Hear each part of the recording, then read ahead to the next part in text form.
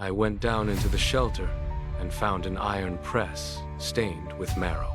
What looked like an abandoned piece of machinery was actually the device used to flatten bodies, and the smell of old oil couldn't cover the other stench, the sweet, rotten one that coats the inside of your throat before you even realize you're breathing it in.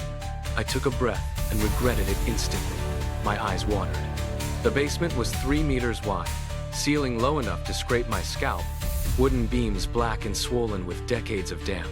A single fluorescent strip, flickering, hung above the press like an electric noose swinging in a wind that wasn't there. I counted 7 steps down.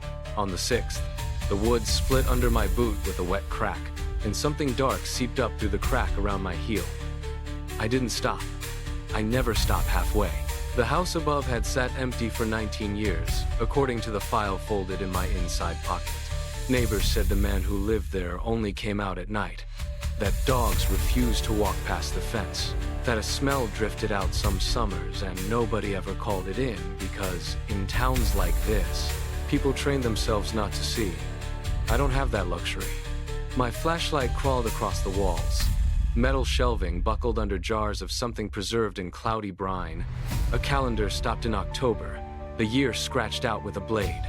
In the corner, a gutted sofa, springs punching through rotted fabric like ribs tearing out of a carcass that had been dead a long time before anyone thought to bury it. I stepped closer to the press. The metal was cold, but under my glove, I felt a texture that made my stomach fold.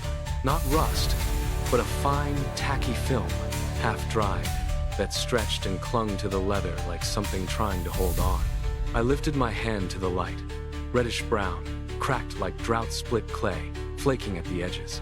Beneath the press, a drainage channel ran to a hole punched through the floor, and from that hole came a draft cold, wet, raw, like breath exhaled from somewhere lower than a basement should go.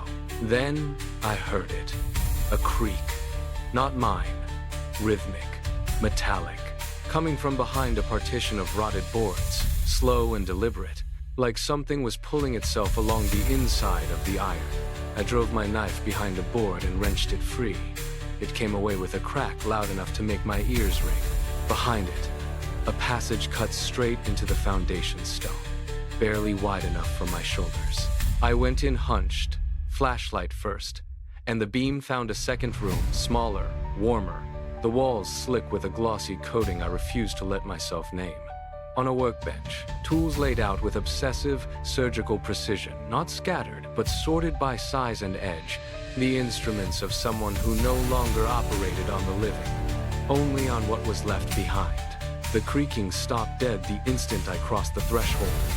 That silence hit harder than the sound had. I felt eyes on the back of my neck, a pressure, a certainty, and when I spun around, there was nothing. Only my own shadow, thrown by the flashlight, lagging a half-second behind my arm. That's when I saw the journal, splayed open on the last written page, the ink still darker than the rest. It wasn't a confession, it was a recipe. A protocol numbered, methodical, refined over years, with every victim logged not as a killing, but as a correction, each entry more clinical than the last. The press wasn't built to destroy bodies. It was built to preserve them flat, like pages, and stack them in a hidden vault beneath the shelter, an archive. His archive, the rotten mirror of my own. I understood then why nothing had been touched in 19 years. The house wasn't abandoned. It was dormant, waiting. Someone still came back here, on a schedule, to turn the pages.